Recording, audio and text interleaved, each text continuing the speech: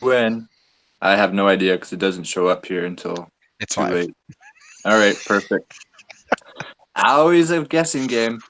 Hey everybody, it's MP. Welcome back to our season 3, season 8. There we go. First fuck up. Start as a Season 8, intro. episode 3, the long night review and analysis. I'm joined once again by this fine trio. Introduce yourselves. DJ, you're first. I'm DJ. Hey. Calum. Hi guys, again it's Calum. I introduced myself in the first episode, which of course you all will have seen, so there's no need to go over it again. On to Hey, Clare. new viewers all the time, man. New viewers all the time. They've been with us since the first episode. I can be sure of that. And Clare, your mic's off. Clare, your mic's off. Can you hear me? Yeah, now we we can. can. Yeah. Okay, I was saying, welcome to Game of Thrones mukbang while I finish my dinner. I love how professional this whole production is. Yeah. every time. Great, isn't it? Excessive production quality, one might say. Yeah. This is clearly more for us than it is for anyone Yes. else. Absolutely. Just a place to note down our predictions. One of which Yes. I was correct on, but never mind. We'll move on. Oh yeah, I can't. Callum, I've been you are waiting for that running all the day. show today, so take us away, sir. Okay. Well, as we've discussed before we went live, as my earphone falls gracelessly out of my ear, with the nature of this episode being what it was, there isn't a great deal that we, as a four, have picked up on necessarily. So we're not going to go through it scene by scene. I suppose just to start with, it makes sense just to ask you guys what your initial overall impressions are. Well, And we'll do the Meister's links first. Yeah, and then give your links. Do that, yeah. So Callum, give us yours. Right. I've had a little bit of trouble with this episode. My first viewing was filled with confusion towards the end, and I wasn't sure if it. I think the first message I sent to a friend was, "I'm not sure if this is the best thing I've ever seen or the worst thing I've ever seen." So that was the extent of my confusion. On a second watching, I felt that it wasn't anywhere near as bad as people were making out. Particularly the Arya thing. As we discussed in the previous episode, Game of Thrones is consistent in that it consistently does what we do not expect it to do. So in that respect, it followed on from its traditions. But also, I think that given that we are very evidence-based with the theories that we create, there is an absolute plethora of evidence for Arya being the person to take down the Night King and to put an end to the undead, as was predicted by yours truly, again. But just like as a few obvious points, the idea of death has been particularly prominent in Arya's storyline, more so than arguably anyone else. What do we say to the god of death, for example? Not today. That's been there since season 1. And then Arya in season 2 talking to Tywin when she says, "No, my lord, anyone can be killed." And then there's the whole thing with this episode when the Hound was paralyzed by his PTSD, and he says, "You can't beat death." And then Beric says, "Tell her that," pointing at Arya. All the clues are here. Also, there's one other thing as well, which I'm not sure if other people have noticed, because again, I've refrained from watching any other reviews until this point. But we saw that I think it was season 7, when Bran gave Arya the dagger which she used to kill the Night King, he gave her it in the exact position that she used said blade to kill the Night King. So all of the foreshadowing has been there. Well, she also did it with Brienne, right? That was the exact same move. It was a variation of the move, yeah. With Brienne, she like flicked it up and caught it, whereas with this one, she dropped. But yes, in effect, yes. The point I'm making is that it's not what people expected, it's not what people wanted, but the evidence is there, and it has been there all along. Okay, so your links then, please. The links. 4. Or DJ, what do you got? I kind of have it's gonna be a little strange, but I kind of have 2 scores for this one. Sure, Uh, I get it. as if this episode was in a vacuum, I was thinking about this today. If this was the last half of a movie, this episode would be like 5 out of 5. Right. If it was the last half of like a very, because in a movie format, you have, all the exposition up front, climax, end, right? But as this being part of the series ending of a 9-year series, I talked about this with 2 episodes ago too, whereas, for me, like I have to put this in the context of the series as a whole. And first of all, not to get too negative, because there are always incredible things about these episodes, but overall, I just thought, for something building up to like this moment, it was just way too clean for me. Not the battle itself; the battle was chaotic, but the ending was too clean for me. I don't mind that Arya did it at all, but just the fact that it was like stab, everyone wins. It was sort of, or whatever, the North wins that battle was sort of a very anticlimactic ending for something that has been building for so long. So in that context, honestly, I don't know. I'm sorry. I guess I'm sort of between. Yeah, I would say 3. We'll call it 3. Gotcha. All right, Claire, you want me to jump ahead, or are you gonna do it? She's Jump saying ahead. no. Okay. Yeah, no, I'm mostly in agreement with DJ. I think I found it extremely underwhelming for what the show was building up to. I didn't really enjoy it cinematically either. It had some really good moments, but Battle of the Bastards was better. Hard Home was better. I didn't like this episode whatsoever. It had some great moments, and a bad episode of Game of Thrones is better than half the shit on TV anyway. So I'm always, when I'm gonna give it a 2, but it's still a great episode. It's a great show to watch, but it just wasn't. It did nothing for me. I mean, yes, there was some good moments. I'm not sad about Arya doing it either. You knew it was gonna happen. You knew it had to happen. Somebody had to kill him. We didn't know. We knew it wasn't going to be Theon.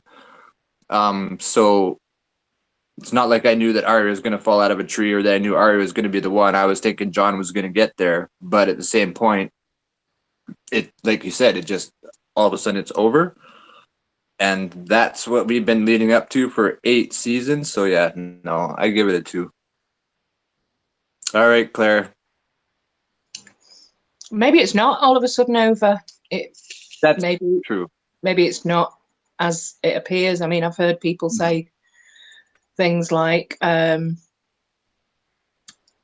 time the Night King touches someone, whether that's in the astral plane or in the physical world, he kind of inhabits them somehow, or he's able to sort of see what they're doing. I think something a bit kind of woo-woo was going on between the Night King and Bran. I think possibly that kind of head tilt just before he reaches for his sword, and it's like, is something going on there? Is there some transfer of something going on? And also, clearly, he touched Arya, he had her by the throat. So does that mean, what does that mean? I don't know. Maybe it is just that's it, that's the battle, or maybe something else. I mean, it is only episode 3, so I'm not saying that I think the Night King's going to come back or anything like that, but watch that happen now. I think that, okay, so I got up at 5 a.m. to watch it with like barely any sleep, about 6 inches away from the TV, just kind of hanging on the edge of my seat. And I was absolutely blown away. I was just really emotional, really blown away by the sequences, by the art, by the things like the flashes of things like the silhouette, the black and red silhouette of Jaime and Brienne battling and fight. I mean, that was fantastic. The thing that I watched it for the 4th time today, and even as I'm a Brienne fan, but it was like, oh my god, how many times can she She was basically killed about 18 times in that episode, but still didn't die. And Pod and Jamie, it was like, come on, there's something, there's unrealistic, and then there's taking the piss a little bit. How about Danny? It just seems to sort of lessen everything else. It just, I kind of lose a little bit of respect, to be honest. But visually and emotionally, oh my God, I lost my shit at the Theon scene. The music, just everything. And the absolute shock, that was a real twist for me, with Arya jumping in slow, because everything slowed down, everything was slow motion. So that was even more impactful, just the way it was filmed. I know there's a lot of people complaining about how it was lit and you couldn't see what was happening in the sequences and the battle scenes didn't make sense, whatever. For I me, didn't understand the criticism for the lighting thing. It made perfect sense. Let's focus, all four of us now, on... Well, Wait, can we get her rating? chains? Yes, sorry. Four. Give me chains. Four. Because each time I've watched it since, I'm like, oh shit, there's actually a fucking ton of plot holes here that I'm really not too happy about. And you're still giving it a 4? I'm giving it a 4 because of the epicness of it visually. It was like watching a movie. Also, the certain scenes that just made me go, wow, okay, yeah, that's going to elevate it up. But there are other things. The thing that I was mainly pissed off about was that there should have been more deaths. I know my kill list was like 10, but it was still very kind of tame in a way. I know there's probably more to come. Now they're focusing on the politics, aren't they, and the human war. So they're getting back to what made Game of Thrones in a way, the political intrigue, the battle of the human heart, as it were. But the reason I kind of stopped you there is because I want to focus all four of us purely on the cinematography and the directing, just because of how prominent a role it plays in this episode compared to others. Again, just kind of piggybacking off Claire there. I think a few issues that we can potentially look at are the way the battle was shot, the lighting, for example, the fighting, the hordes, the dragon fighting, and just basically ignore all of the writing as much as possible and just focus on how it was shot. And we'll discuss that first and foremost. Just to start us off, there seems to be a lot of criticism pertaining to the lighting, as Claire mentioned, and how dark the episode was. I personally didn't experience it as much as people were complaining that it should have been experienced. Albeit I did watch it in a very dark room, if that makes a difference. But one thing I would say is that it's probably been done intentionally, because the whole point of the directing and the fact that it was the long night, as the title suggests, was that it's designed to obscure the vision so that we as viewers feel part of the battle itself. I think one thing with Lord of the Rings, which is my favorite movie of all time, or my favorite movies of all time, and favorite books, is that the Battle of Helm's Deep, although it's legendary and it's one of the best battles, if not the best battle ever filmed, there is a little bit of immersion break because of the lighting is just so unrealistic. And I think the difference between that and this battle was that you kind of feel more immersed and you feel like a character in the battle, not knowing what's going on as much. And then when the really important moments happen, it's ensured that you can see it clearly. And I'll just finish by saying that I think that that shot with the Dothraki horde charging with the flaming barrage overhead is one of the most beautiful scenes I've ever seen on a television or movie production. But anyway, I'll shoot this over to you guys now. You can speak about production and that sort of thing. No, I completely agree. I even watching it knew exactly why they had made it that dark, and it was really difficult to see, but I understood exactly why that was. It makes perfect sense. I watched it on two different TVs. Well, two different times, two different TVs. The first time I watched it, it was super dark, but I got it. I mean, I understood it. It's the long night. It's supposed to be a night. You're not going to see everything super clearly. I get it. And the second time I watched it, I guess just a TV, different setting or better TV or whatever, but way more clearer. You get to see a lot more. Cinematography, there was definitely some high points, and there was some low points. I don't like hordes of undead coming like stacked three levels high, waving over people. I don't. It just seemed way too unrealistic for me. And the fact that they move so fast is just it bothers me. It really does bother me. I'd rather have it so that it was this force that kept on coming rather than these beings that are just moving so super fast. That bothered me a lot. But that's more to the directing and writing, I suppose, I think than it is that's more. cinematography. I do think that is. Yeah. Cinematography is lighting, camera angles, things like Yeah, that. there was some really good moments. There's one with like the yellow, I don't know, must have been a fire in the background, and I don't know who it was fighting on top, probably Brienne and Pod or Brienne and Jamie or something, and kind of in silhouette. That was beautiful. When Sam was on the ground, you mean? And he looks over. Yeah, it might have been something like that. It was a really cool shot. Like, I didn't even recognize it the first time I watched it, but I've seen it a couple times since. I just love the way it looks. And again, I have no notes, so I don't know exactly where it is. I did not take any notes for this episode this time. But yeah, no, cinematography was pretty good besides a few different moments with basically the undead. I just didn't like it. Anything to add to your initial comments, Claire, or do you think that you've exhausted all of the... Yeah, no, done. So sit back and listen. I was going to... Sorry, go ahead. No, go on, DJ. I was just going to mention probably a couple moments that I did really enjoy as far as, the cinematography and directing. I think probably one of the most beautiful shots. First of all, I had mentioned that I think maybe part of what took them so long for this season was the CGI. And I got to say, they're blowing that way out of the... Whatever they've done before this is pales in comparison to the CGI they have going on in this season for sure. But one of the most beautiful things I think they've ever done in this show was that scene where Danny and John come above the clouds.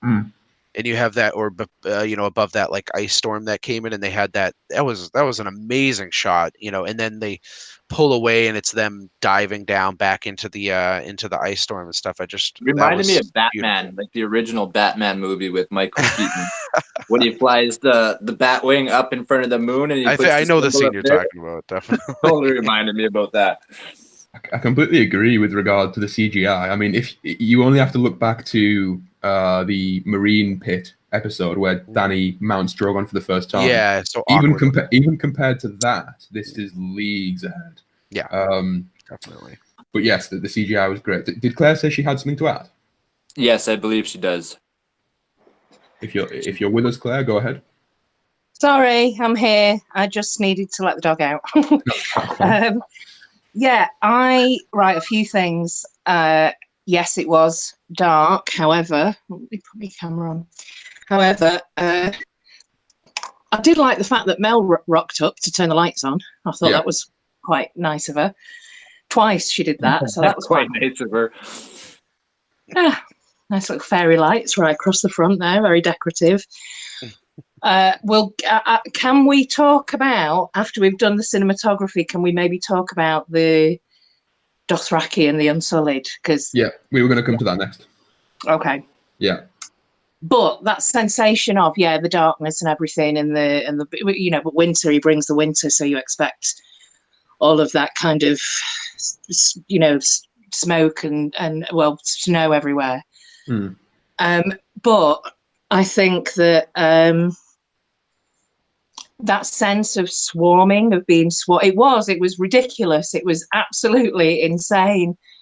And it was just like, what is even the point?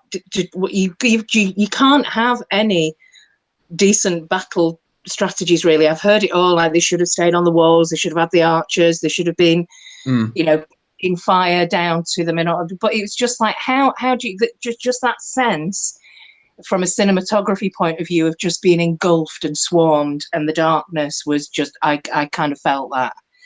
It wasn't as profound as that sensation that you got in Battle of the Bastards, where John's kind of drowning in That Yeah, was so good that to was me. I expertly love done. that. I would take that Yeah. over this anytime. Same Anytime. director as well, yeah. But that sense of swarming, I think there was a real the cinematography gave some visceral vibes to me Yeah. in different parts of this episode. I thought that there was some very beautifully artistic moments, like right at the, and again the music kind of accompanying that, the kind of the concussed water dancing that Arya is doing in the what looks like a library. Mm. The stuff that Mel does, and that end scene where she just, it was like watching poetry or something. It just put poetry emotion. I just loved it. Absolutely. There were a ton of problems with continuity, but there's also some areas where the cinematography, I think, got it right. Where in the battle, there's a lot of stuff that happens really quickly, and if you're really interested in what happens and how much damage is done to the dragons, you have to kind of stop it bit by bit and see what's happening. But Drogon at one point has a Viserion by the neck, and then later on, I like the fact that they kept that continuity when Viserion was in the courtyard at Winterfell and firing the blue flames. It was also coming out of his neck as well. So it just did that kind of stuff I appreciated. Oh, I heard Marwyn yawn. Oh, that breaks my heart. Yeah, agreed. That was really cool. I don't know whether this is cinematography or whether it's just logic, but I was confused about how, in terms of what I was watching with the fighting sequences, some of the dead seem to just explode. Some of them seem to just die. And it's like, okay, that maybe have something to do with the weapon that they're using. But I just got confused about the weapons, because the bit where Arya kind of shanks the dead woman in the and she just falls. Yeah. Just falls up. Whereas some of them you see and they're literally exploding, and it's like, is that because they're more aged and they're just frozen stiff, so they just explode? I had that question about when Lyanna stabbed the giant through the eye, because when she did that, the giant like fell to pieces or whatever, but all the other ones are just being slashed and then falling to the ground or something. Yeah. So I was confused by that too. Yeah. Well, just talking about the concussion again, in terms of the cinematography, I did like that. Again, that sensation, you feel like you're there with her in the moment, where she's got to be, she's got to do all that. I can't remember what Syrio used to say to her, like how to move and quiet as whatever and quick as whatever. She quick as needed running water or something.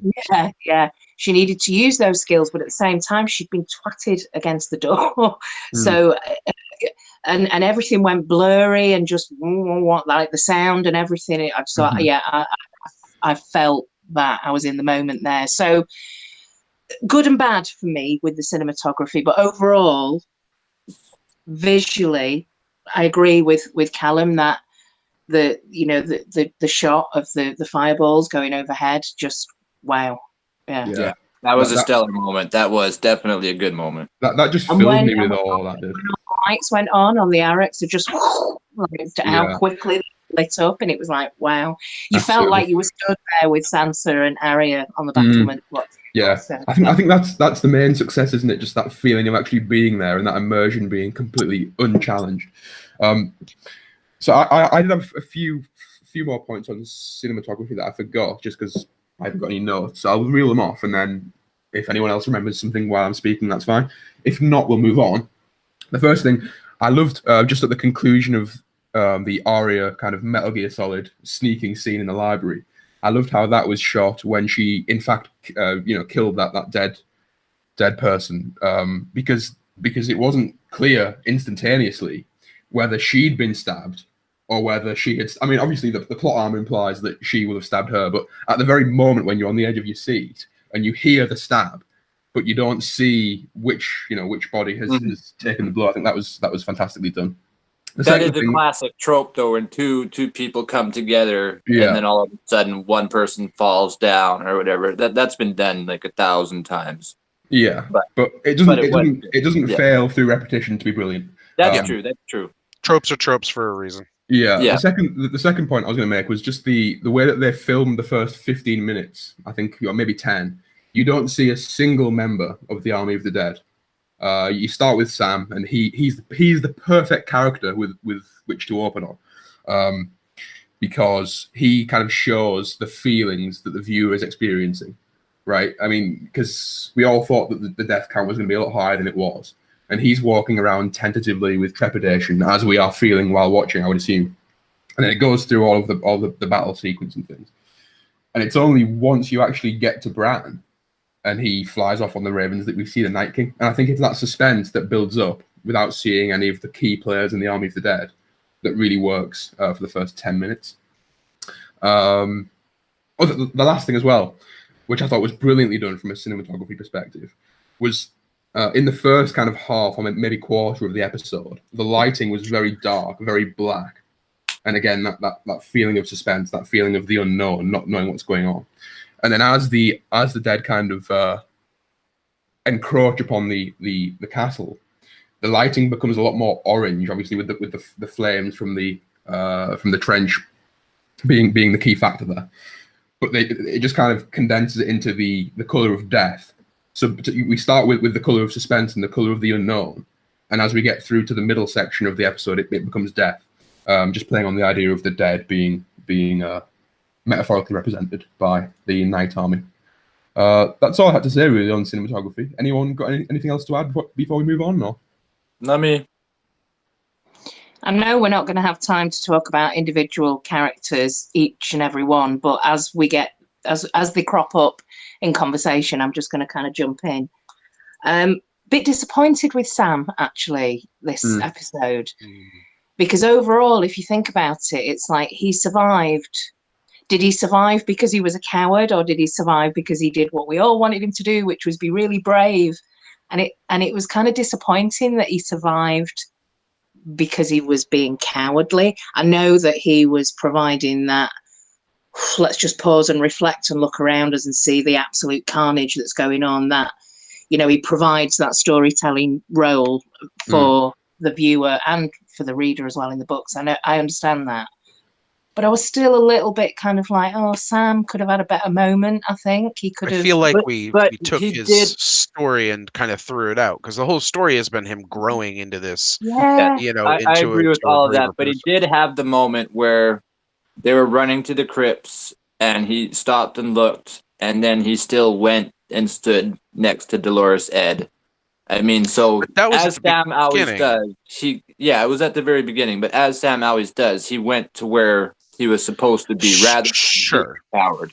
Maybe, but I mean, he freaked out in the midst of it, but at the same point, for the first 10 minutes, I'm in agreement that I think what they did with Sam was perfect, but when the battle actually started, I do feel like, first of all, everyone buckled to some degree. I was going to even mention that Grey Worm was even shaking. And the whole point of the Unsullied is that they do not fear anything, right? So that was definitely the purpose of that. But I do feel a little bit like the way they went about handling Sam just constantly running away and like falling down and hiding under bodies or whatever. It felt a little bit like they, you know, had built that this story was building in Sam, and then it just sort of plateaued and whatever. It's true, and it's weird too, because you know, obviously the Hound with his PTSD, he was, you know, shook. Grey Worm was shook, and Sam, you feel like you wanted him to, at least when Ed got killed, get mad or something like he did with Gilly way back when. And do what was right there, but instead he turns and flees, which is it's pretty sad. Yeah. I'm not sure if we're being a little bit harsh. I'm trying to stymie your positivity by being. No, I don't mean harsh on the showrunners. I don't mean harsh on the showrunners. I mean harsh on Sam, because yes, he's been building his mental strength, I suppose, and we can't say that he's a coward. But I don't know. I mean, yes, he's a flawed character, but Game of Thrones is a show, and A Song of Ice and Fire is a series of novels which is built on the fact that characters are flawed rather than perfect. And no one knows how they will react when faced with death, and I think that was showed by Sam. You can build an entire lifetime worth of bravery, and you can build on your weaknesses. But when you come face to face with death, how will you react? Yeah, but he's already killed one White Walker before. Well, he's killed one, yeah, but this was thousands.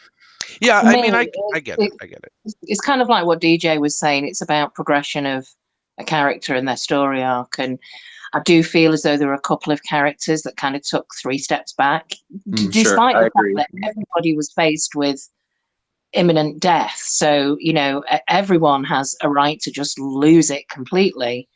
Yeah. But for characters where we've seen that development over the season, it just seemed to be like the Hound. But the Hound, right, okay, I would have thought he regressed into the whole fear of fire thing.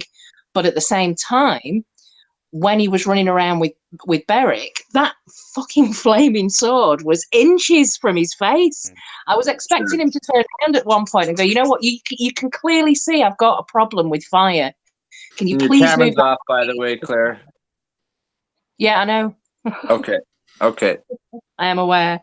Yeah, so there was a couple of characters that I felt kind of regressed a little bit. Yeah. Not only that, but as far as Sam goes, I would have been less disappointed if, yes, he was cowering and all this stuff, but if he at least had been accomplishing a couple things.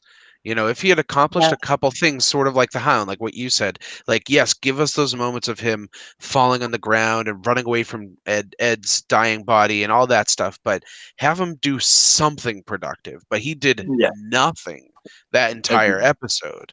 His entire role that episode was just to cower. Yeah. Agreed. Okay. I think enough on that. Yeah. I'm wondering if this might be a bit of a niche topic, but given the nature of the episode, it seems logical to discuss this at least a little bit. Does anyone have anything to say on the battle plan itself and just how it was implemented, whether from a I mean, if you know how much the dead have, and they must have had some idea if you're bringing up dead that you're seriously outnumbered, which they kind of showed us last episode with the map. Just sending your Dothraki right into them. That seemed like a weird choice. Yeah, it's like, what did you expect was going to happen? If you're not following it up with anything, then there you go. Yeah. I didn't like that one. It wasn't a surprise for me. I mean, I loved watching the lights go out one by one, sort of thing. That was cool. That was really cool. Yeah, it was. But at the same point, come on, a little bit better planning there, please. Yeah, I suppose the Dothraki are famed for charging. They're not really the most tactical bunch of fighters. True, but they're still your. They run right around and shoot arrows and stuff. They don't actually charge into battle. Yeah, what the Dothraki are famed for, and Robert said this actually to Ned in the first season. You know, what lunatic would face the Dothraki in like open combat? Yeah, because their biggest advantage is they're screamers, so they instill complete fear in their opponents, that overwhelming fear. But how do you do that with the dead? There's no emotion there. So their biggest advantage in battle has just immediately been taken away from them. They're not going to scare anybody, just visually the impact of them. So yeah, that was a real waste. You know, actually, I was going to say, because I feel the same way about the way the Unsullied were. Because first of all, the point of the Unsullied is they literally do not fear death. So what I thought was kind of cool was that you had 2 armies that literally don't fear death facing off. The undead horde, they just not even a consideration, and the Unsullied are obviously trained to fear nothing or whatever. But yeah, so similar to the Dothraki, that's sort of their job, is people know that about them, and so that, and just seeing a giant army of Unsullied would instill an opposing army with fear, but also just useless. Also, spears was a poor choice. Because as soon as you're within range of a spear, the spear's useless. So like like the hordes of undead immediately nullified any advantage a spear had. Sure, but that's also because they were stacked like 3 high. Like they actually waved over the spear, which is one part that I just couldn't believe. I was like, why is that happening? Yeah, it just made me so mad. They had Like, at they had least little have zombie like, trampolines. They were jumping yeah, off. pretty much. It's just like, come on, get over it. Yeah, so that's just my little quip there. But I don't know, pikes and spears. I suppose if you're forming a wall, it's all right. And I'm assuming that they have a secondary weapon for close combat, like they have their Araka or what? Well, no, Dothraki have their Araka, but I assume that the Unsullied have some sort of hand-to-hand combat weapon. Yeah. Well, I think that they may have, although we saw the fact that they were outnumbered on the war table in the previous episode. It seems to me from their battle strategy that they weren't aware of the extent to which they were actually outnumbered, just because they only had one trench. For example, as you say, the strategy with the Unsullied, they were just going to be swarmed over. I mean, I suppose the counter to that is, what more can you do when you're outnumbered 50-1? I mean, I think a friend of mine said, why didn't they have the Dothraki flanking? And I just thought that was a ridiculous comment, because I don't think it matters with the Dothraki what you have them do, whether they charge in, whether they flank, whether they stand guard or whatever. I mean, the latter suggestion they won't have any experience with, and they won't feel comfortable doing that. And also, no one knows if the order was for the Dothraki to charge or if they just did so. One thing I will say is Jorah didn't seem like he knew what was going on when they started charging, and he was certainly not at the front. He was in the middle of the pack. So it seems to me, at least on my first couple of viewings, maybe I've missed something, it seems to me that the Dothraki charged of their own volition. And because Jorah was clearly leading them, as we saw from the beginning of the episode, he told them to lift their swords up so they could be engulfed in flames and so forth. And he charged with them, yeah. Yeah, he didn't give the order to charge. He saw them charging and then charged alongside them. Whether that was pre-planned or whether it was, again, of their own volition is a question. Good call. Yeah. But again, I'm not sure what else they could have done, just because of how outnumbered they were. Well, I would say just be fringe fighters, stay on the fringe, shoot your arrows.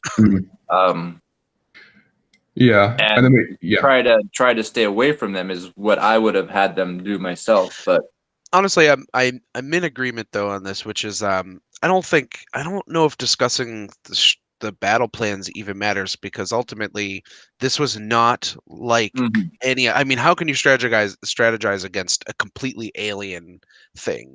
There's no strategy that you use against people fits into this situation, and there's that old adage that no plan survives contact with the enemy, and in this case it's particularly true because how could you plan for waves I mean, you've never fought a giant army of undead. How do you know what's about to happen anyway?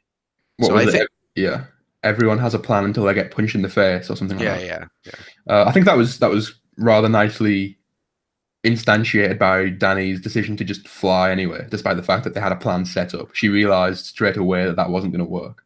Sure, the dead are already here. Yeah. I think a few of us thought that might have been in reference to the crypt, but alas, it wasn't to be. I can't believe that no one figured that out, and they only realized that it was unsafe because they actually started to come out the walls. That was surprising to me. As for the Dany thing, again, as you say, there's nothing really that can be done in terms of strategy, and that's why I think they had the major characters pretty much acting on the fly, particularly with Melisandre and Dany and so forth. And then once that ice storm hit, any plan they had with the trench was pretty much blasted. So yeah, we've already discussed the dragon fighting. Is there anything else that anyone wants to say on the dragons, or whether from a because I might have to jump out of here soon. I know it's been really quick, but I only have about 12, maybe 20 minutes before I have to run. Jon versus the dragon, I think, was a metaphor itself too, which I actually kind of enjoyed. The fact that the dragon was keeping Jon from his own goal, like to get to Bran. And I've talked to you guys about the dragon being something within that consumes you and prevents you. So he was having his own battle with the dragon and not being able to do what he wanted to accomplish, which was get to Bran to protect Bran, which I thought was which was pretty cool. And of course, it's the blue flame, so that makes it a little bit more interesting to me, anyways. So talking about subtext and metaphor, I definitely think that was intentional to. Why did it make it interesting to you? What does that mean, the blue flame? I'll just stop. Everybody knows. Doesn't matter. Now you took me off my topic. Carry on, people. Yeah, I mean, I can just jump off that a second. Do you guys think that there's anything significant about that final scene with Jon and the undead dragon? I'm not sure if he was.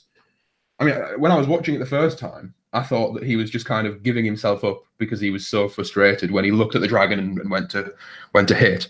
And then on the second viewing, I thought, well, is he trying to distract the dragon so that something, maybe Arya can run past or whatever? No. I don't think so. I think he's trying to make it to Bran, and the dragon's just preventing him from getting to Bran. Yeah, I think that's all that was going on there. Because he shouted something. I'm not sure what it was. I'm not sure if it was just like an inaudible scream. Or I mean, if it all was they go, had to go, do go. was show a 2-second thing of him seeing and making eye contact with Arya to do that. So I don't think so. True, but if they had thrown that in there, then yeah, absolutely, I would say maybe. Yeah. Trying to think. The one interesting point, and again, if you guys want to jump off on any other topic, feel free. But one interesting point of the episode, which I think might give us something to talk about, was the fact that we only saw Bran, the effect of Bran's warging for about 10 seconds as he flew towards the Night King, kind of warging the ravens. What do you guys think was actually going on in terms of what Bran was doing? Because he was warged, or at least in some other, metaphysical plane, for the entirety or near enough of the battle. Yet we only saw 10 or so seconds of it. Do we have any thoughts on what he was doing, if anything? I'll jump in one. Sorry, can I beat you to the punch, Claire? Mm-hmm. Okay. And it's probably not anything that you're gonna jump on. One thing I will note about Bran, which I caught the last time I saw the episode, was that look between him and the Night King at the end. I don't know anything about what he was doing when he was warged, but Bran actually looks at the Night King and then looks down to where the Night King's gonna get stabbed. Like, he kind of, it's almost like it was very, it took me by surprise when I saw it, and I actually haven't gone back to double check, but I was like, did that just happen? Like, did Brad just show him like where he was supposed to get stabbed? So when Claire said earlier that maybe it's not over, I'm in agreement with that. Like, I feel like there's going to be a Night King at the end of this. Somebody's going to take the role. There has to be. I don't know. There has to be. I just don't know if it's going to be Bran, or if it's going to be Jon, or if it's, I have no idea. Sure. Well, she'll be the queen, sure. But there's a very obvious reason why there has to be, but I'll get onto that later. Yeah. So I just thought that part was rather interesting. Like, I feel like they had a dialogue going on through the whole thing. Like, they're just talking to each other. Oh, you're doing this. Well, I'm doing this. Blah blah blah blah blah blah blah. But we don't know that. I was listening to my house polished friend Catherine on Lauren's Corner's channel earlier this week, and she was talking about this, and I kind of tend to agree with what she was saying. She said she thought that this was Bran's way of sending his consciousness outside of the reach of the Night King, so that's why, and so that the Night King couldn't get inside Bran's mind and know what the battle plans were, or that Arya was on her way, or anything like that. So that there's if you believe that Bran did know what was going to happen, or at least can somehow read the future, and that there is a kind of subconscious link, or the consciousness is linked between the Night King and Bran, then that's plausible. I'm going now. I'm going, Theon. I'm going to go so that the Night King, because he only flipped his eyes back to normal the minute the Night King arrived in the Godswood. Yeah. So it kind of suggests that that's what Bran was doing. I'm just going to go. I'm going to go out of here so he can't reach anything to do with my mind, and he won't know what anybody's plans are. So a safety measure. Yeah. Sure, but you also get the feeling like that didn't matter. Not to take away, but like the Night King was still heading for Bran. He was still like there wasn't much obstructing him, no matter what. Like we were talking about, the army's just so huge, he's gonna get there. Yeah, but Bran gave Arya that weapon in the same location, by the way. And he knew that it was going to that it was going to be Arya that took the Night King out. I'm talking. Gotcha. I see what you're saying now. Yeah, nothing to do with books. Although there is a kind of link between Arya that, interestingly, Stuart mentioned before. I'll mention it now. He was saying that although this probably isn't anything to do with the books, there is one reference in the books that suggests that Arya is Azor Ahai, where, and he was like, didn't she go to Salt Pans? Yeah, she went to Salt Pans and it was on fire. This was when she left the Hound and she was about to embark on her Faceless Man. Oh, that's kind of cool. Yeah, she was about to. I could just quickly say something about that. I think I almost think the point of the Azor Ahai thing is that everybody is Azor Ahai. I mean, because they all have these like little points of like the smoke and salt and everything, and they all are working towards, I think, this ultimately. So I think a few people have struggled about what the salt could be, though. You know, apart from the sea.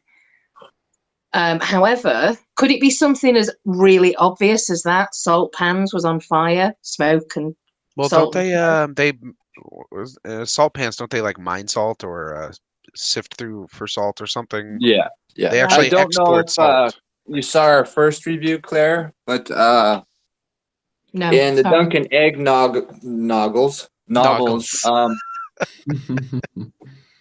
there is a scene where somebody salts the earth so nothing will ever grow, and a family is totally erased, so no trees grow. So my theory about salt and smoke is it's something that obscures your vision, like obscures vision, because they like how it was in the Duncan Egg novel. Wow, I almost did it again. Yeah, they salted the land so that nothing would ever grow there again, and that family was erased. So I feel like that has something to do with it. Smoke, obviously, with the flames, being able to see through the flames, kind of. That's my take on it, anyways. Just adding that in there. Yeah. Going back to the Night King, I think I mentioned I kind of alluded to this earlier. I think the reason why the Night King and the undead generally can't be finished by virtue of this episode and the ending thereof is because, quite simply, HBO have already commissioned a new series which focuses on the Night Army and the Night King and the Long Night and so forth. So if this was the end, this very somewhat anticlimactic end, and they all just die and that's it. I mean, this prequel show would be completely obsolete. I would have no interest in it because I know that it ends like this. What would even be the point in getting to grips with their origin and what they are, how they speak, if they think, that sort of thing, when you know that they just come to such a miserable, meek end. I've got another point, sort of like that, but it's more narrative based, which is go ahead. Because one thing I felt about this was, I had mentioned that I felt like the ending was too clean for something they had built up for 9 years, but furthermore, there's a very prevalent theme in the books and the show that we're all focused on the politics, but ultimately the real war is to the north. So it would be really bizarre to me if they had built up that theme, where you're focusing on the wrong thing, they're focusing on the wrong thing. It's really, what you should be focusing on is up here, just to not even have that be not even have it be the final battle. So it's, because we still got Cersei. So to end it like that, and to end it and then go back to the politics and say, no, just kidding, it really was down here, this is what we wanted to finish on, that would seem really weird to me after that much foreshadowing and build up. I agree. I think the end of episode 6 will continue the plot of the Night King or the Night Queen, or you'll see something like or there'll at least be a hint of that kind of continuity being present. Yeah, for sure. I think that if that is in fact the end, that is how they wrap up the entire undead, other Night Army, whatever you want to call it, plot arc, then that would be very a disaster. disappointing. I think one thing I would say though is, I think just based on what you said there, you might disagree with this, although you can confirm or deny.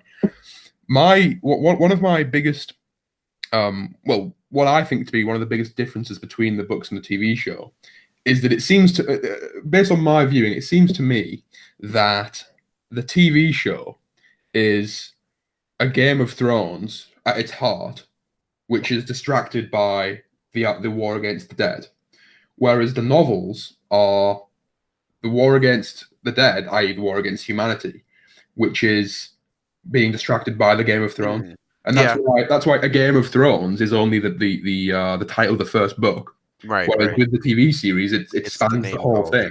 Yeah. I think what that's saying again is just that the Game of Thrones is the central theme in Game of Thrones. Yeah. But in A Song of Ice and Fire, the Game of Thrones is merely a distraction against the real war, as you mentioned, which is.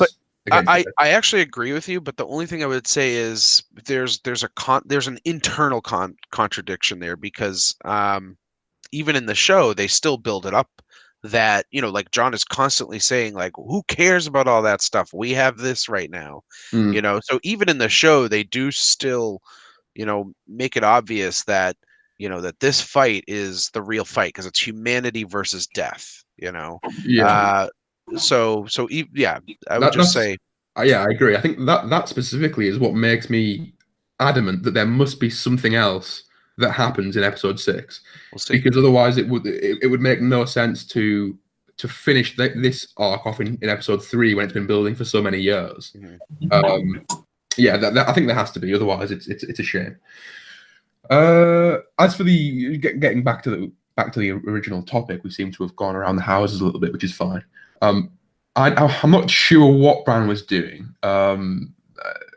My initial thought on first viewing, which has kind of been reinforced by the second viewing, is that it was fairly. It's fairly simple. It's nothing groundbreaking, but it seems to me that he, as you mentioned in the previous episode, he is the world's memory, as it were. And when Dany asked, or was it Arya, someone asked him, can Dragonfire be used to kill the Night King? And he responded saying, no one's tried, and therefore he doesn't know. I think what he was doing potentially was he was just recording the battle from the vantage point of the Crows, so that if his memory survives into the next form, then the next generation can have the knowledge that he failed to have.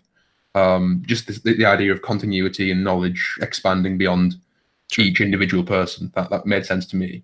Can I talk?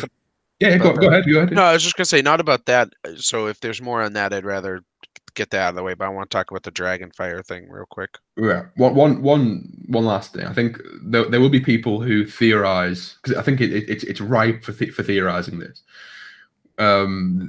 This kind of scene and this ambiguity that the showrunners have advertently left open. I think a lot of people will theorize that maybe Bran, during that time, during the time when he was somewhere else, he was putting all of the major historical moments into force. So what we see is actually what we have seen throughout the first 8 seasons is actually his plotting from that position in the future. So he's gone back and changed. So for example, he's meddled with the Mad King at that point, or he's meddled with someone else, or whatever else. He's put all the major plot points into motion from that very spot, from that time. I think people will come up with that. Whether it's true or not, I think is questionable. But we'll see. That's definitely one thing that the show needs to wrap up, because we don't know what he was doing for that entire time. But yeah, go ahead, Dragonfire.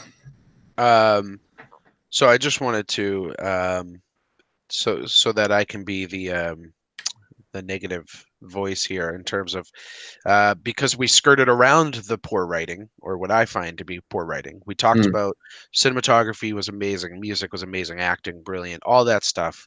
But the thing that always kind of ebbs and flows or whatever in the show is the writing to me. And I think I don't usually watch the post-credit interviews with Dave and Dan, but for this one I did.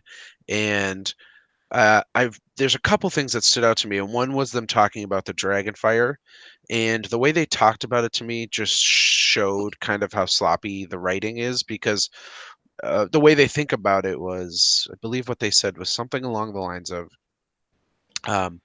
like, well, nobody really knows if the Dragonfire will harm the Night's King. They essentially said, there's nothing that says Dragonfire couldn't harm the Night's King, but there's also nothing that says that it wouldn't, or that it would, rather. And so the way they looked at it was, I don't know. To me, it just showed a mentality of, my question would be, if Dragonfire doesn't harm him, why does Valyrian steal? Yeah, because that's the main whole component. point of Valyrian steel is that it has Dragonfire, magicked into it. So it seems like a really weird choice. And to me, it seemed like all they had to do was not show a dragon blowing fire at him, and they could have skipped the whole question. But now that they brought the question up, it now I have to wonder, why does that not work? And I don't know. It just seemed like a really weird choice to me. And it was a little stupid that his armor didn't burn off too. Yeah, or at least something. With Dany, she was naked afterwards, right? But yeah, got, I just don't know armor. what they're trying to say there. I don't understand why they even brought it up. They could have literally just avoided the whole thing. Does anyone have anything else on that? Not for me. Anything from you, Claire?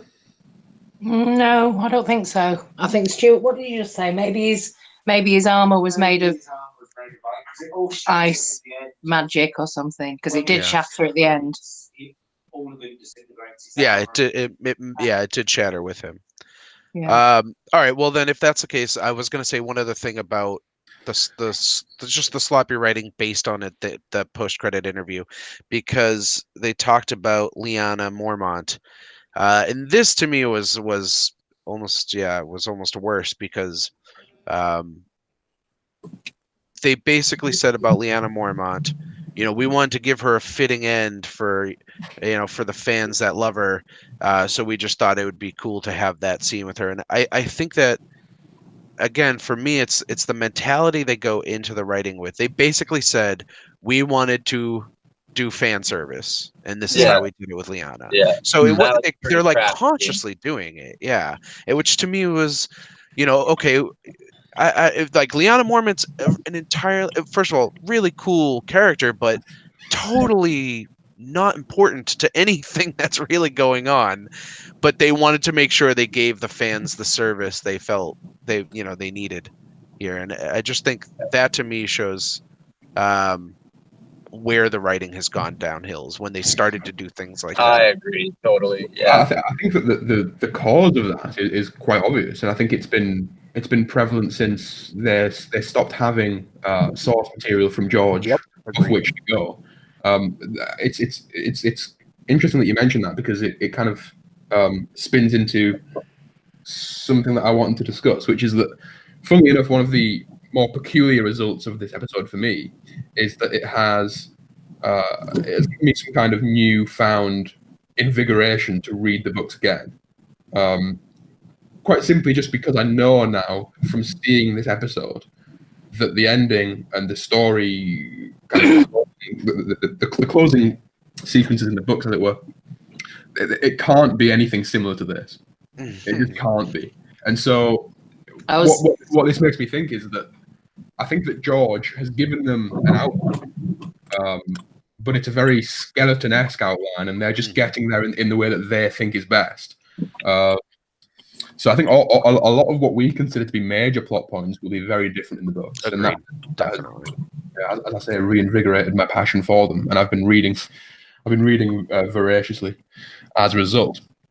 It's funny you could say that, Calum, because there's a couple of people. There's a guy at work who just watches the show, but he, after this episode, was like, "Yeah, I've ordered the books," and I was like, "Oh, right, brilliant! You're going to really enjoy them much more than the show." But I think for him, it was like, that was good, but it didn't answer a lot of the, so even like plot holes from a show point of view, let alone like, I've already divided completely what's going to be happening in the books, but maybe, I don't know, maybe it will be very similar. Who knows? I think Arya has a full chance of being the one that kills them in the book. Oh Yeah. Yeah, But it just, I can see that. I think as well, He's not even in the book. He's not even in the book. no, but Arya. she'll play a large role in the Oh, downfall you mean of the others. so? Although the only thing I would say, MP, about that is the showrunners in the post interview also said that they said something along the lines of, again, I'm going to paraphrase, but they said something along the lines of, yeah, we've known for like 2 or 3 years that we wanted Arya to kill the Night King. So even then, like, even the way they talked about that was sort of like, they're like, yeah, who are we gonna have do it? Let's make it Arya, you know. So I don't know about that in the books. I think it's entirely possible. Wow, that's something. Huh. Yeah, they're really going off script. Yeah, well, it's difficult because we don't know what George is exactly. So we already know, as mentioned in one of the previous episodes, that George doesn't like to know where he's going. Yeah. So he will have given them the most brittle, skeleton-esque route to the end that he possibly could, just so that it keeps it interesting for him writing. Yep. That brings me to another kind of theory, I suppose, which has no evidence whatsoever, but it just kind of occurred to me. I'm wondering if the delays, if the delays, again, this is completely tinfoil. It is not substantiated by any evidence, but I'm going to go with it anyway. I'm wondering if one of the reasons why George's books are so delayed is due to some contractual reason. I feel like it is. So here's what I think. Just very quickly, here's what I think. I think you'd wait for the TV show to finish, wouldn't you? And then I reckon Winds of Winter is going to be out in about a month after the last episode. Right. Oh, wow. I don't know if it's that quick, but within a year, I would say. I'm on a different theory here. I agree that it will obviously be out after the TV show ends. But the thread that I was kind of pulling on was that I think George realizes that his ending is moving further and further away from what the show is doing. However, in their initial agreement, there will be some kind of clause which regulates that the ends are at least in some capacity similar. So he has to wait a certain amount of time to allow the show to monetize everything that they can before he starts releasing his material, which contradicts the show in some significant way. Because I cannot see his books ending in any way similar to how the shows are ending. I'll tell you how it's I think this is how it's going to be similar. The TV show and the books are going to be similar around the concept of everything you've done has led you to this moment. It's just that the moment is going to be different in the books than it is in the book. Yeah. One thing that occurred to me as well, I sent this to Claire on Facebook. I'm not sure how obvious this is. So if it's obvious, just let me just tell me. But it didn't occur to me until last night that Winterfell is the place in which winter fell. No, that's obvious. Yeah. Yes. No, that's obvious. We can just have some. I mean, I feel like this is coming to a. To pretty literal stuff. You've got King's Landing, Winterfell. Yeah. Well, we also talked about it in one of our reviews. I don't know if it was the first or second, but that I didn't think that the army would move south because it's never done so before, right? So I kind of alluded to that earlier. Yeah, said he wouldn't move past Winterfell. Yeah. Right. I think now we're just gonna talk generally. You can just, if you've got a point to say, then just say it, and we'll all. Can I bring it back to a really basic level of just general entertainment? Go ahead. And a little bit links to the writing that you were talking about, DJ, but the death. I really expected more people to die in this episode, and however, the deaths that I've got, and I wouldn't be surprised if in the next episode it's like, oh yeah, Grey Worm died, by the way, didn't you know? Like off screen. However, the ones that I saw on screen, and I've not seen anybody else kind of go through them, but Ed was the first one. I thought that was fairly predictable. I think he would have been one of the first ones. I think most people would have guessed that. I was a bit disappointed in how it happened, in that it was just caused again by Sam's cowardice and delays and what have you. But There's a TV show here. You might know Calum, actually. Ideal. Have you ever watched Ideal with Johnny Vegas? Can't say I have. Johnny Oh, Vegas, oh right. He's a God. Johnny character. Vegas. Johnny Vegas. I have trouble even understanding. You'd love it, DJ. It's I don't know if you'd be able to find it, but the program is the show is called Ideal, and it's about a guy who deals weed out of his flat. But it's all I it's remember all you showed me that. different characters and like customers that come to buy, and he is the guy who plays Ed is one of them, and his catchphrase is "I'm on probation. I'm on probation." So we were just laughing at that when he was dying and like, oh no, but I'm on probation. And then when he came back as a white as well, I'm on probation. Anyway, yeah, so Ed, the two red priests, red priest and the red priestess, both extinguished in this episode. What did you think about those two deaths? Well, I think it unfortunately it lends some evidence that this is in fact the end of the Night King plot arc, because that was their role in the story, wasn't it? She kept saying, it's now his purpose is now complete. Yeah. I mean, I think that the Night King or something similar to it will serve as in episode 6. But I think that was the key point there, was that this element of the story is over. Therefore, we don't need these characters anymore. Quite simply. I made a note about Mel's death. My thoughts on it were, first of all, it was a beautiful scene, right? Yeah. As you had mentioned earlier. It was a great scene. But I do feel like, as far as writing goes, Mel's death was the writer's way of saying, like, we don't even want to explain the shit that she came back for. Like, she came back, she did a bunch of stuff, now she's dead. Don't even ask about it.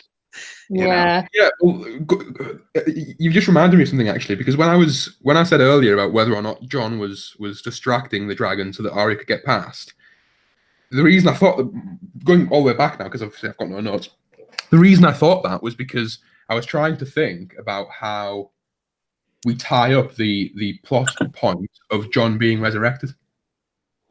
Unless his purpose was merely just to rally people towards the cause. Right. Maybe it's that. If it has to be something more than that, then how crazy would it have been if he just dropped dead after all of them? There's still more supernatural elements to come. That's why I was saying that I don't think that the Night King won't have somebody take his place, and it could be Jon because Jon's already dead. Yeah, I guess we'll see. I think it's likely to be Arya. Surely, her whole arc has been to do with death. She's been touched by the Night King. You know. I think it'll be Arya, if anyone, but we'll see. Remember, it was Jon who started Arya's journey in terms of, with the pointy end. Yeah, that's true. Yeah. By the way, speaking of sticking with the pointy end, to jump off that, again, because I'm going to harp on the writing, because this is everything else is positive for me, but the writing is the one thing that I really need to harp on. Is Arya hands the knife to Sansa, says sticking with the pointy end. There's if you've ever heard of Chekhov's gun, it's like if you see a gun on the mantelpiece and you write about it, you got to use that gun. Otherwise, why did you mention it, right? And I don't understand why Arya and her even had that moment. It seemed kind of strange because Sansa does not use that knife at all. Yeah. So that's just another little, I don't know, little thing that. Were you guys scared for a second? Because I certainly was with the music that was playing when Sansa and Tyrion were hiding behind the statue and they both put out their knives. I wasn't sure if they were going to kill themselves and just put an end to this misery. That's what I was thinking. Yeah, because she pulled out that knife. Yeah, totally. The music was very solemn, and I thought, Jesus Christ, are we going to see the worst scene in the history of the show? Yeah, I will say, as a positive note on the writing, I thought that moment between Sansa and Tyrion was awesome. That was a great moment. Definitely a highlight. One thing I think we're all in agreement on, and I hope we are, otherwise we're going to fall out, is that Ramin Djawadi is an absolute genius. Oh my God! Oh yeah, it was so great. Music was so good. The music for me genuinely is what gives me the goosebumps. I've watched Game of Thrones episodes before with the sound muted versus with the sound on, and the difference is just it's indescribable how impactful his scores are. Well, I've mentioned to you before that one of my favorite scores in the entire series was the Light of the Seven, that piano score during Cersei's blowing up the church. And this was absolutely, it wasn't the same. What I liked is that it was like sort of a unique take on it, but it was definitely an homage to that score. Like, it had that same similar feeling, but it had its own unique notes to it. Absolutely. So that's definitely that's on Spotify as well, by the way, called The Night. Anyone wants to download it. Bossy, sorry, Calum. I'm just going to bring you back to the deaths that we were talking about. However, I do just want to mention it's interesting that I've got a completely different take on that scene with Tyrion and Sansa and the knife, the purpose of the knife. I was listening to what you were saying about Chekhov's gun, DJ. Also, just a quick reminder, who ran the world, girls? Who ran the world, girls? But I think the reason that she had that dagger was to show Tyrion, these northern girls have got moxie, that's very attractive and appealing to him, which will come into play later on when there's a betrayal, because Tyrion now has to betray one of them, either Sansa or Daenerys, and that's going to play. That's my bold prediction for the next couple of episodes. But just coming back to the deaths, can we just take a moment to discuss Theon? Because that really had quite an emotional impact on me. Alfie, so good. Everything about how it was filmed, his acting, I think his speech and his diction actually, fair enough, he's Ironborn. There's something a bit clunky about how he delivers some of his lines, but physically, like when he's just his legs bent over and he's exhausted at the end and he's just completely out of steam, but he still has that adrenaline to kind of do what, and just the look on his face when Bran said, "You're a good man." It was like, oh my god, his face work is incredible. Yeah. It was. Alfie Allen, who plays Theon, has had the hardest task of any actor on Game of Thrones. Think about the arc that his character's gone through from season 1 to where we are now, and the range of emotions, the range of just acting prominence that he has to display. I think it far outweighs anyone else. So he has to be commended for that, just as a start. And I agree with you. I think that last scene where Bran says, "Thank you, you're a good man." That was what he needed to hear so that he could die in peace. And I think that was beautiful. Go ahead, DJ. No, it was a very emotional scene for sure. Yeah, definitely got me teary. MP, Mic muted. Anything to add? Your microphone is muted. I don't know. I didn't like it. I thought there could have been more. It didn't do it for me. I'm not like you guys. Oh, I thought it was a little too simple. Bran should have said more to him. What I think you will like, MP, I don't know if you caught this because you're usually the one who mentions this kind of thing. Did anyone note Theon's spear being snapped off? Yes, I did note that. Yeah.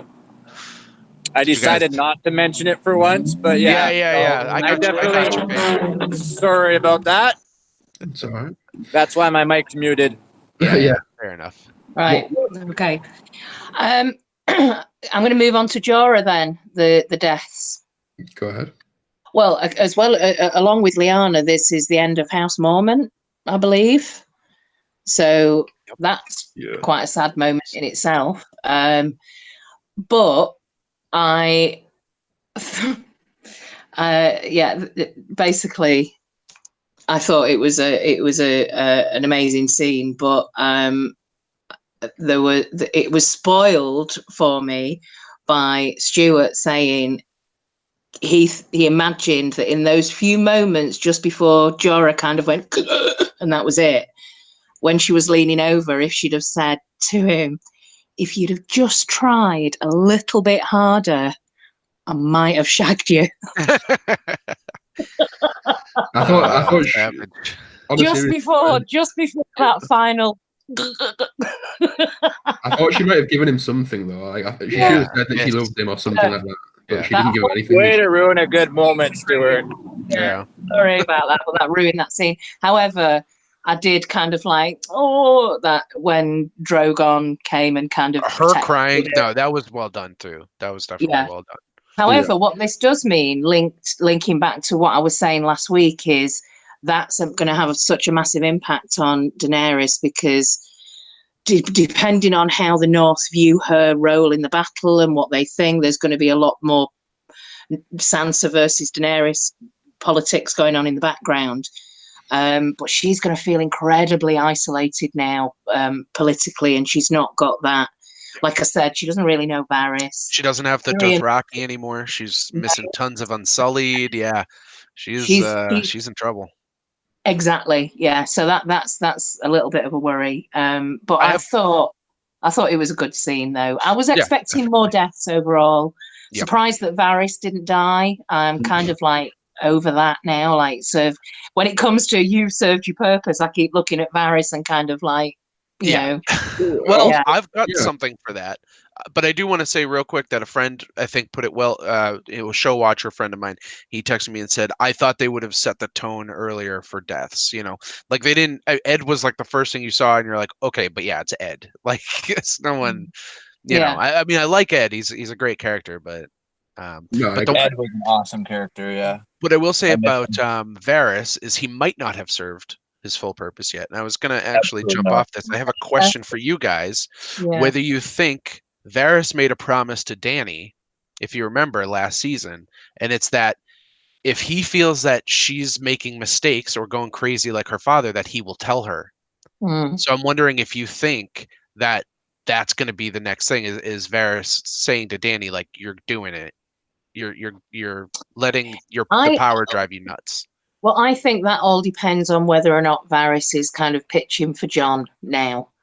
But and again, whether or not that news will even be broadcast after the battle. Oh, by the way, Daenerys, you did a really good job, but we've also got Aegon Targaryen here, and that's kind of announced as part of the post-battle celebrations. I feel like it'll sort of be a slip of Dany's where she'll like get mad at Jon for something and sort of, spill it accidentally, and people will sort of pick up on it rather than announce. I think Jon will say, "No, you can have it. It'll be your secret or our secret." But if Varys finds out, then that could be something where he's like, "Okay, I need to make a decision about where my loyalties lie."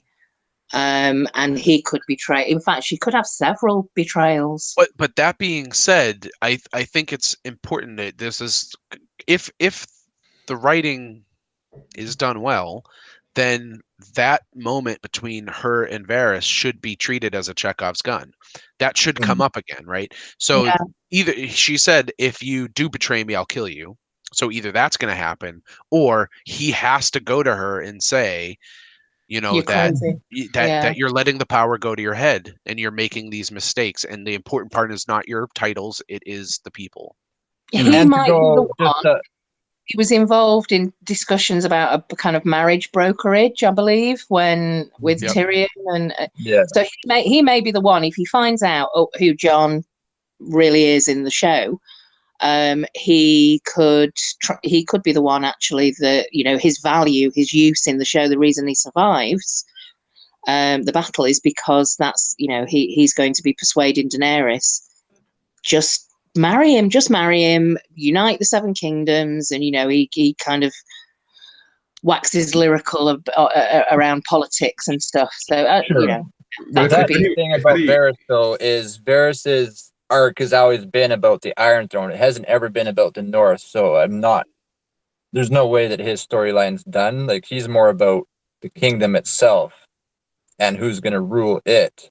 You got sidetracked with the Army of the Dead, but his whole thing was putting somebody else on the Iron Throne.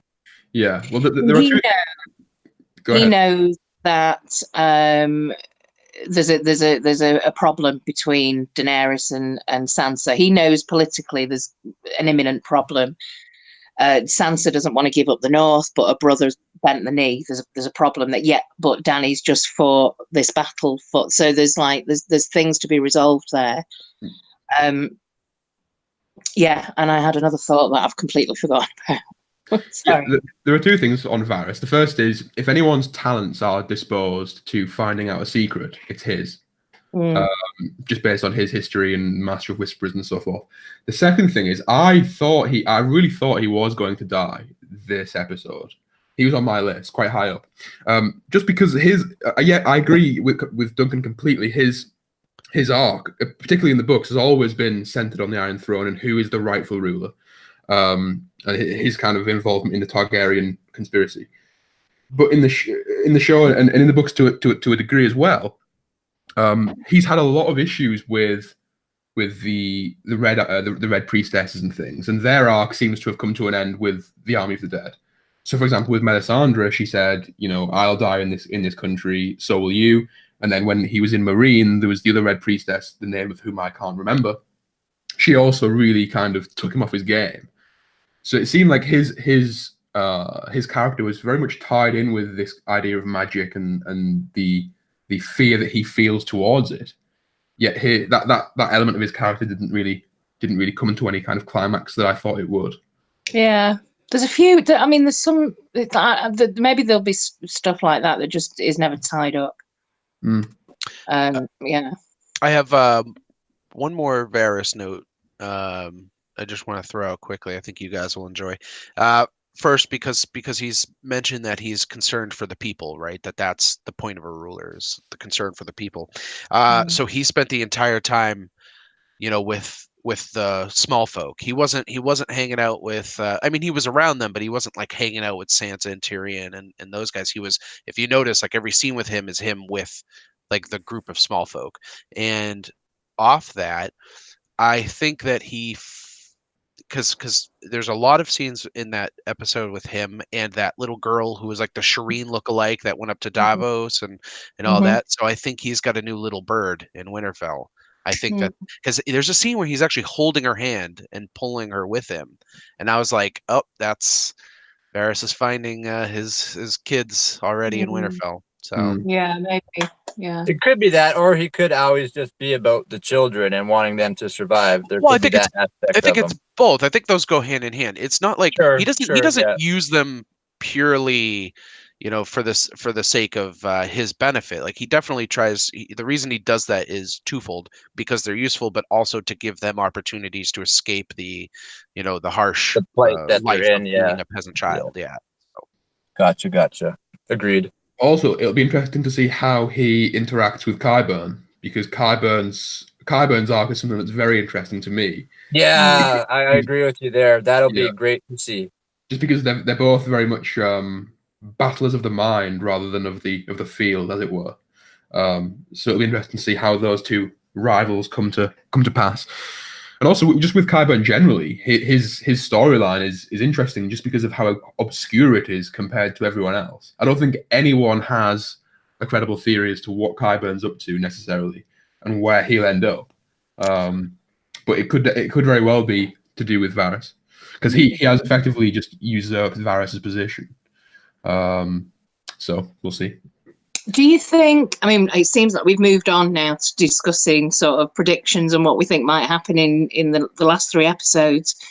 Do you think that, well, first of all, have you seen the trailer for episode 4? The trailer? Yeah. I haven't seen it, no. I know what you mean, though. That's funny, because generally I avoid them, but then someone spoiled me, so I just watched it anyway. It's only about 20 seconds, 25 seconds. I don't mind. You can go into it if you want. It doesn't, from what I can remember, it's Daenerys looking quite happy at one point at a celebration in Winterfell. Right. And then she kind of turned around, but there's another expression on her face. And then there's also Daenerys, Cersei and Euron in King's Landing at like the balcony overlooking the courtyard where all the gold-plated company are pouring in. Sorry, guys. Just so you know, if I disappear, farewell. Okay. I had fun chatting with you. I might pop off all of a sudden, so just saying bye to everybody watching and stuff like that. Okay. Roger that. Sorry. We'll wrap up soon. This is your channel, so it would be kind of weird if we... No. Keep going as long as you want to discuss. I think I'm pretty much exhausted on this. Whether or not you think there's going to be a stop in the middle in the Riverland in any of the final 3 episodes before we get to King's Landing, or is it going to be straight to King's Landing? And well, episode 4 will be similar to episode 2 in that it puts into motion the battle for King's Landing. There has to be some kind of intermission, otherwise it'll be too much, in my opinion. And then episode 6 will be the kind of the outfall of the battle and the result thereof. Yeah. In the trailer, Daenerys talks about we've won the Great War. Now it's time for the last war. I think, unless I'm just making this up, but I think the next episode is going to be called The Last Battle. Really? Yeah, I think so. Doing 2 battles back to back. Interesting. That might get a bit fatiguing for the viewer. Which makes me think if that does happen and there's another explosive episode, but this time in King's Landing, what's going to happen in the final 2 episodes? Don't know. That would be strange because you'd have to, unless it's a very short battle, you'd have to effectively skip the entire journey from Winterfell to King's Landing and start it straight away without any battle preparations being had, which would make no sense whatsoever. But I mean, don't see a I think you might be wrong, only because the episode title at least isn't released on the wiki I'm looking at. However, the episode after that, episode 5, is once again directed by Miguel Sapochnik. So my guess is the battle is going to be... That makes sense. Yeah, Calum. It'll be more of like episode 4 will be more like episode 2. Yeah. And then episode 6 will be the conclusion of everything, I would assume, with one final twist, which in my opinion will be the Night King. But there has to be a final twist in episode 6 because it's what Game of Thrones is known for. And there has to be some setting up for the prequel as well. Absolutely. So with that old historical stuff, we'll have to. Bye, MP. Bye.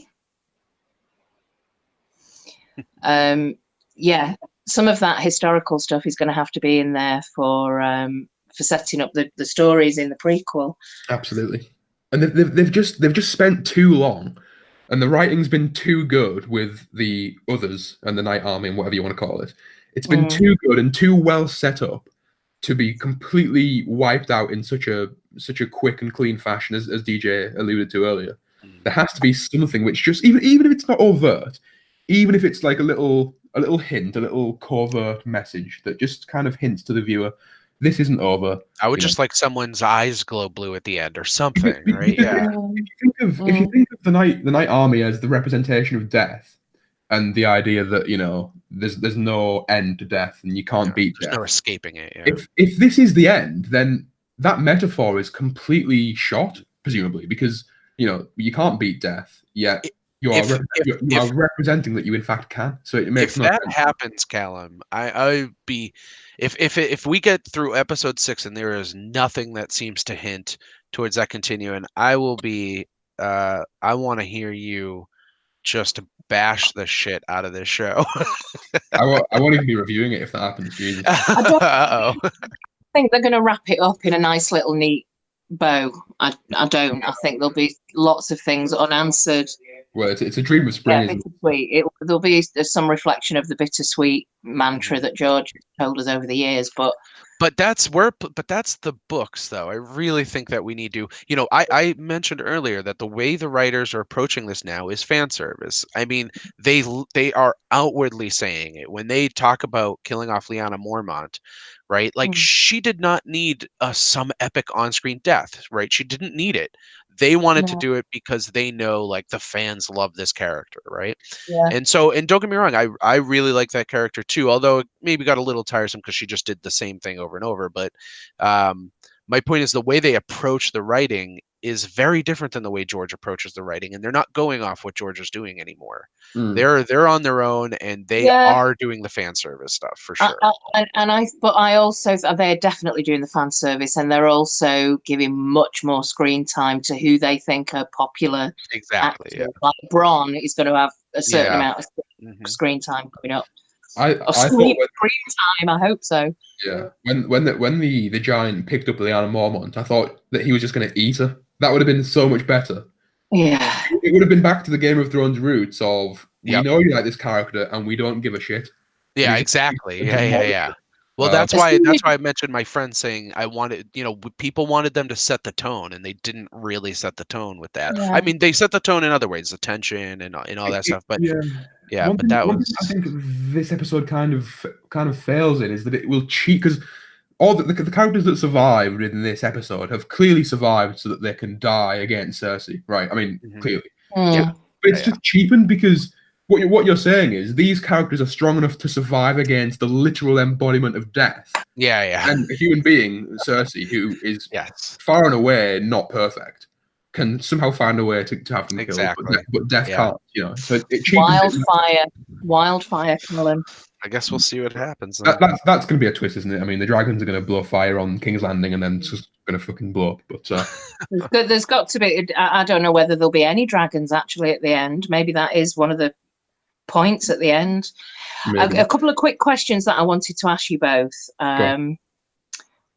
What do you think that if this is, the end of the long night and the end of the Night King, or at least for now, do you think there's going to be any return to normal around the seasons? Will we get back to? Because I was expecting all the snow to have gone in the next episode, and for it to be like, oh no, actually it's July, it's summertime. I'm kidding, but do you think there'll be any visible change in the geography, the landscape, just anything? Once this threat has now this huge, massive threat to humanity has been removed. I just can't bring myself to even think about it because the whole point of the others is that they embody death, and the fact is, no matter what you do, no matter how hard you try, you can't beat death. So if this show ends with this illogical notion that death is in fact escapable, then it just completely ruins the whole point of the show. Because the show at its heart, I mean, I've just used the word that I'm going to use again, but at its heart, the show is about the conflict within the human heart, as George has said on numerous occasions. And part of that conflict in every human heart is the fear of death. That's one thing that separates human beings from animals, is the fear of death. So if they're going with the metaphor of death and saying that therefore it can be defeated by human beings, then I just can't see any logic behind that whatsoever.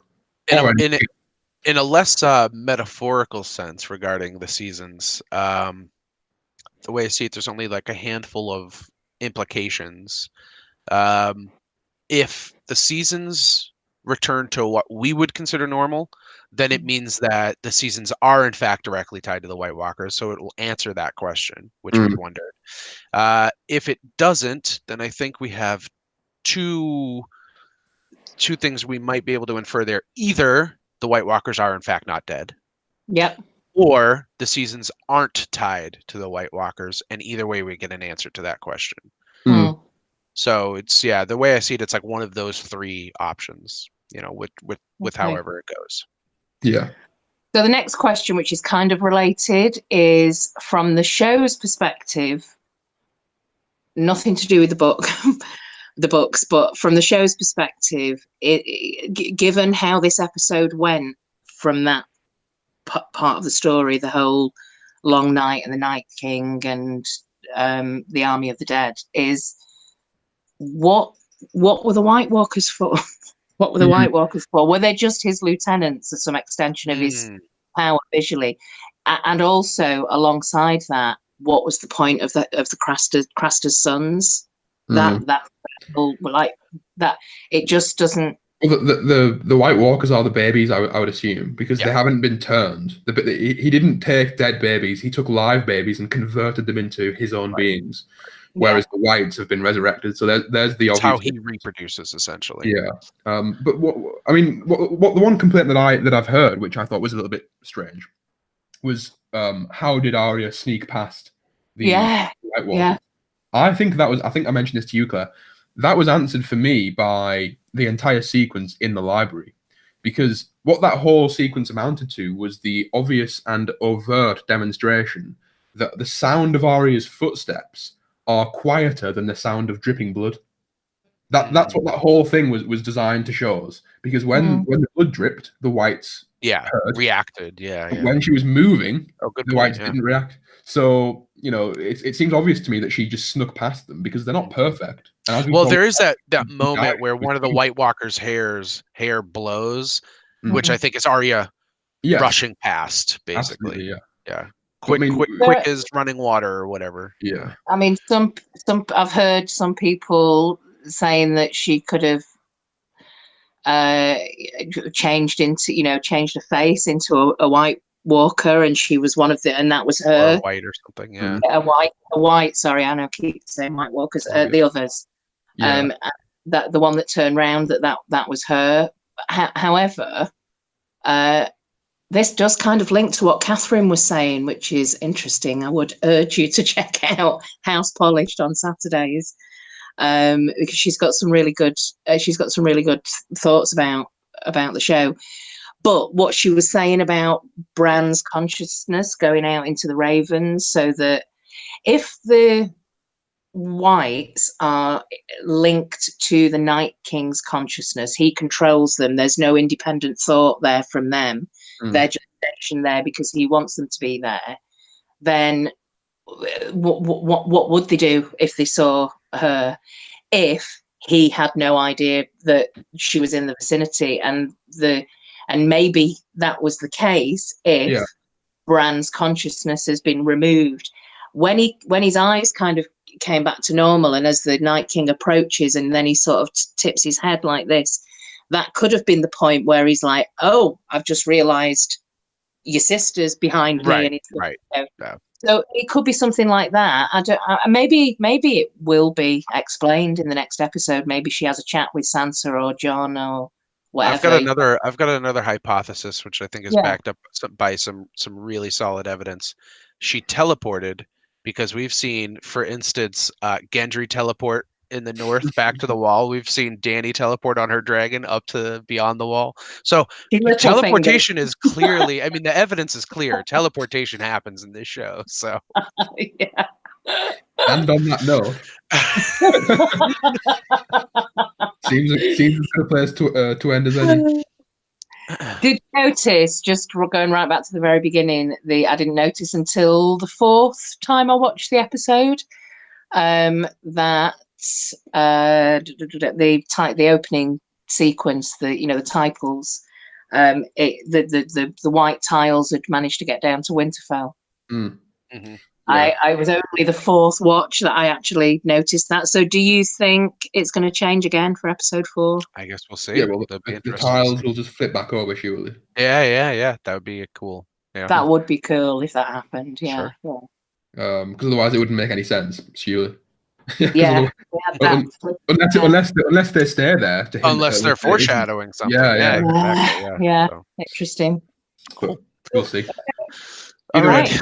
Thanks, fellas. Let's sign off. I hope Duncan. Hang on. Stuart wants a final question. Yeah, go on. Oh. Jon is the only person ever to think he's killed a dragon by shouting. Did you hear that? Yeah. Yep. Repeat the questions. Repeat the question for the. Do you think Jon now thinks he's the only person capable of killing a dragon just by shouting? That's great. I love thinking that afterwards he's like, "Holy shit! Did I just do that?" That's great. That's pretty good. I am wondering though, like how the way the Night King died is going to be expounded to the other members of the TV show. Like, is Arya going to go? Oh, by the way, that was me. Yeah. Bran doesn't seem the type to do it, and Arya seems like she'd rather just slip off into the shadows. It would be great if Jon was like, "So I shouted the dragon down, and suddenly all the dead dropped." Yeah. That'd be great. You know nothing, Jon Snow. Yeah. There you go. Yeah. All right, that's good. All right, guys. All right. Thank you. Bye. See you next week, guys. Not sure what day, but we will be back. So keep an eye out. Always. Bye.